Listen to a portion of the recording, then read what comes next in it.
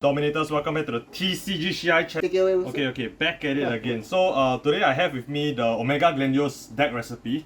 So as you guys know, some of you guys have been asking for the deck recipe for Omega Glendios. It is pretty straightforward. It is a Star Vader based deck. So they have superior searches, they have superior deck thinning abilities using the abilities of Craving Claw and Warline.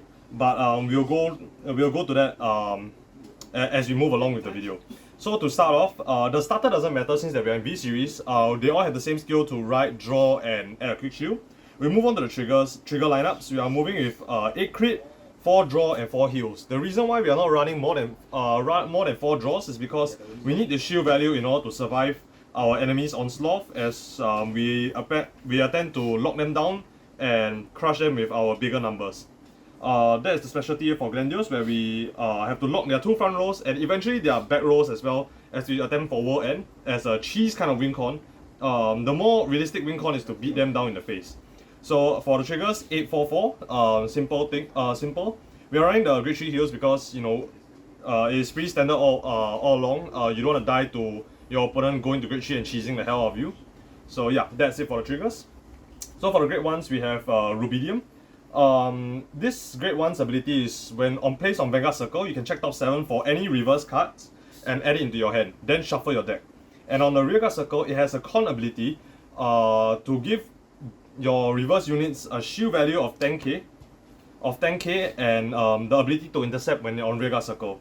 So we run 4 copies of this because we want to ride her and have her on a rearguard as much as possible, so that we can add it early on, because it's unlike other searchers, we don't have to -1 after performing the ability.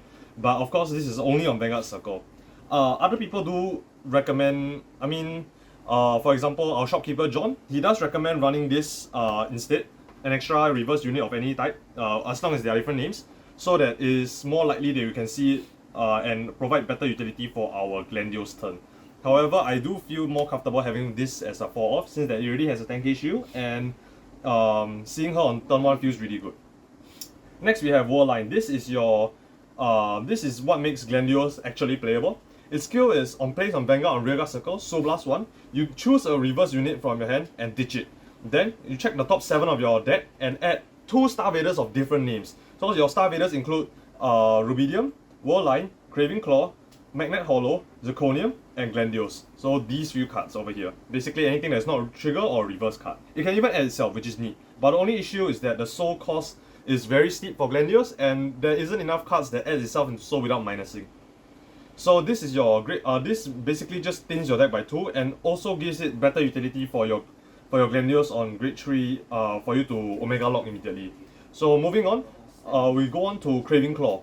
Craving Claw is your generic on-hit searcher. Revengers also have something similar, but this searches for Star Vaders. It has another skill. Okay, so it has a Vanguard and Rearguard on boost and on hit ability. On boost, on hit, and on hit. Sorry. Then there's also a Rearguard ability that allows it to soul in as a cost in order to unlock a Rearguard to lock another Rearguard. But you can still soul in without paying the cost, without achieving the effect, and pay the cost. So that gives you soul for your Glendios in a pinch. So for your Grade 1s, that is our option for Grade 1s, 12 Star Vaders. We are not running the Grade 1 searcher because the Grade 3 searcher, because it is not a Star Vader, and also it doesn't provide much utility for us. Arguably, it's decent as a 13k base, but we want stuff that we can search so that we do not whiff our Warline and our Craving Claw. Moving on to Grade 2, we have Zirconium. We are only running 8 Grade 2s for the record. So it might be a bit steep, but this is to accommodate the reverse engine. So for the Grade 2s, we have Zirconium.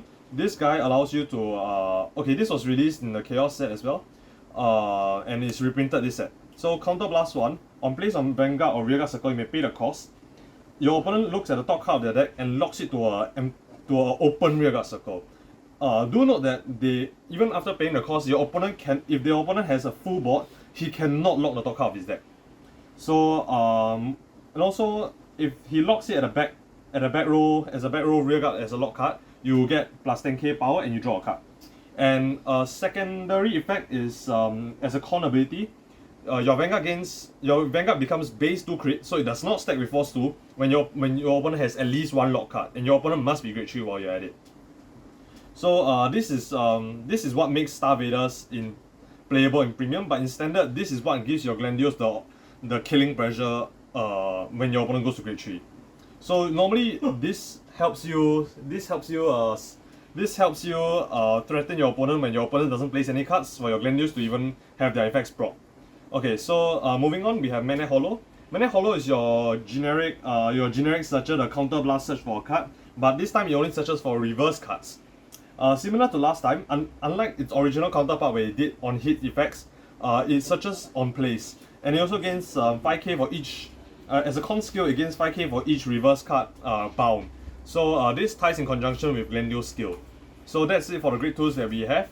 We are not running the other grade tools that Star Vaders have that allows it to resurrect itself from the drop, because even though our soul is an issue, we want to run cards that provide us immediate benefits as soon as it hits. For example, Zirconium providing crit pressure, and Magnet Hollow allowing the search for the reverse cards that may elude us when we hit our grade 3 turn.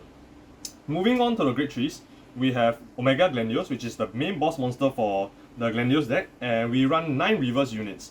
We run 10, as mentioned earlier, but 9 is a more comfortable number. Also, you don't want to see that many reverse cards in your hand early on, because it feels really bad with no shield value. So moving on to Glendios ability, Glendios has a con skill for its first skill saying that reverse cards... Okay, so before anything else, for English, there's different translations for the Japanese. Is that for English, if I recall correctly, the reverse has the reverse R logo. For English, it's explicitly spells reverse. As for the Japanese, it has the reverse R logo. So the rebirth works as well. And in premium, reverse cradle, yeah, something like that. So for reverse cards with this R logo, it ties in conjunction with the Glendios R logo over here. So it says your R cards have 18k base and have 18k base. So this also applies on your opponent's turn as well. So it might deter your opponent from swinging your reverse cards, even though that will be great for you, because you don't get cut. You don't want to get hit. You want to crush your opponent while staying relatively low. The Doomsday. Okay, so for the second effect is the Doomsday. Is the World End ability, which everyone is very excited about. So apparently on your main phase, when your opponent has 5 lock cards and you are at 5 damage, you win the game. So for this to proc, you have to proc the second skill of Glendios, which allows you to Omega lock your opponent and prevent them from unlocking. And you also have to be at 5 damage. Unlike in Premium, where Glendios has a damage adder, you have to rely on your opponent to setting you at 5 and being unable to finish you off in order to proc World End. So that makes Glendios very inconsistent this time around when it comes to the alternate win condition. As with the previous series, the original Vanguard series, Glendios was also very much a beatdown deck with the reverse increasing in power and having the win condition at limit break 5. So moving on to the third ability, which is the Omega Lock. Soul Blast 1, choose a reverse card from your drop zone and send it into the bind zone. Then your opponent's cards cannot be turned face up during your opponent's next end phase. So this includes end of turn counter charges, end of turn unlocks, and end of turn undeletes. But most of the time, for this scenario, it's only relevant in the case to for unlocking cards. So you want to keep them Omega locked as much as possible. Even without the World End win con, what you want to do is to lock your opponent as you push them early, as you push them to finish the game. So for the last ability, is the most basic one, but the one that probably sees the most amount of value for Glendios. When your reverse rearguard is placed, you choose an opponent rearguard and lock it. It's just that simple. So for your reverse cards, it doesn't matter which cards to run. Optimally, you want to run more force reverse, because that's in the case that you don't write your Omega Glendios. But in that sense, if you don't write Omega Glendios, you might as well be dead already. Okay, so moving on to the game plan.